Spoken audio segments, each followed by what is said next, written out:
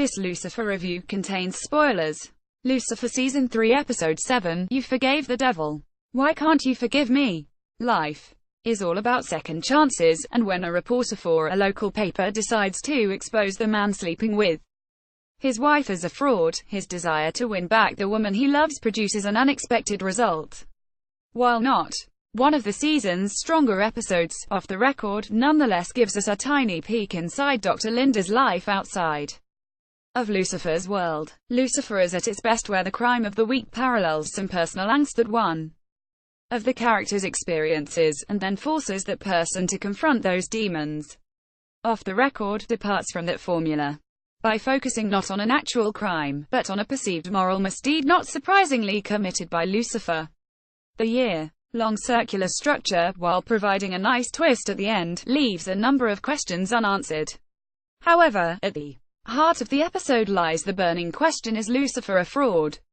The serial killer case, once again, merely provides a jumping-off point for Linda's estranged husband, reporter Reese Patrick Fabian, to try to bring down the man he thinks is sleeping with his wife, Lucifer Morningstar. Fabian does a credible job playing the obsessed reporter who lets everything else in his life go as he pursues a story he thinks will bring him not only recognition but the satisfaction of punishing the man who's taken his place. The wall-to-wall white crime boards are always a nice touch, but it seems a bit of a stretch that Reese is able to garner as many accurate details about Lucifer and his family as appear on the wall. What starts out as a plan to expose Lucifer ends up leaving an innocent girl dead and Reese near death after being poisoned by the serial killer Karpitsky John Billingsley.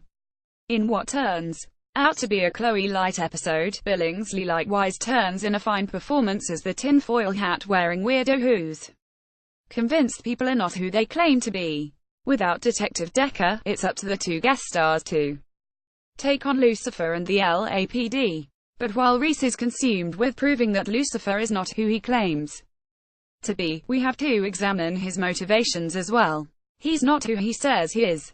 He's not simply a reporter exposing the truth. He's a jealous husband hell-bent on revenge. Even so, the greatest strength of Off the Record can be found in the conversations Reese has with Linda and Lucifer. However, all of that is predicated a scene that at first glance leads us to believe Lucifer has his mojo back. When Reese observes Lucifer in on Devil Face interrogator prisoner, he is of course horrified and jumps to the conclusion that Lucifer is, in fact, the devil. And we assume that whatever prevented him from accessing that part of his repertoire has departed, leaving him once again in control of his actions. But the placement of this episode in the overall timeline makes it just as likely that this all took place while Lucifer was still in control. Remember, this episode takes place over a year. Still, Reese tried to convince Linda to stop seeing Lucifer because he's the actual devil is painful, especially when we know that she already knows. Reese endures quite a lot during his quest to find out the truth about Lucifer, but he also learns a lot about himself as well. Lucifer's explanation that humans send themselves to hell brings up images of such as existentialism again, but his revelation that the door's not locked acknowledges the possibility of redemption even in the worst of circumstances. In the end, the reporter actually does expose the devil for who he is. He's just not who he thought he was. The one-year time-lapse doesn't really add much other than to show how consumed Reese has become, so when Lucifer and Chloe go to see him to ask him for help on the serial killer case, it sets the stage for Reese to take drastic action. Lucifer brings up the fact that he still hasn't destroyed his wife's lover, leading Reese to later barge into his wife's session with the devil and shoot him with a handgun.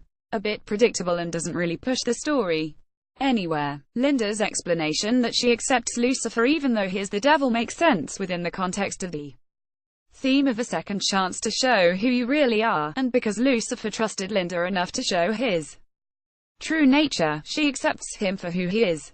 Reese now has to accept who he is and let Linda move on with her life. Nevertheless, the bombshell of the evening comes in the form of a confession Linda makes, not only to Reese but inadvertently to Lucifer.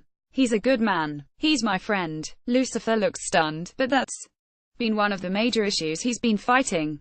Can he accept that the devil may be morally upright? Off The record probably qualifies as a bottle episode, and by their nature these are often viewed as filler during a long 22-episode season. As great as Tom Ellis has been as the show's focal point, even he can't carry the show alone. Patrick Fabian and John Billingsley make valiant efforts, but at the end of the day, what makes Lucifer work is the chemistry and history Lucifer has with Chloe.